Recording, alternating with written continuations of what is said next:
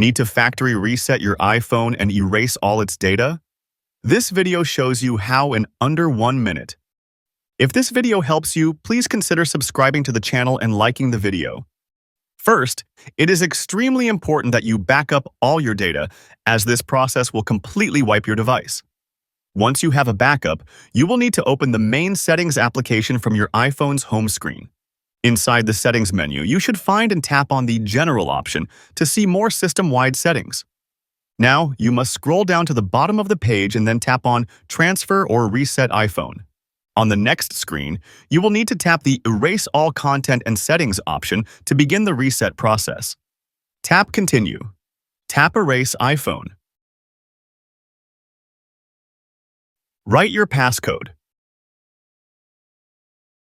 Write if you have the screen time password.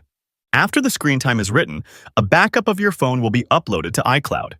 If you already did the backup, you can tap on Skip Backup.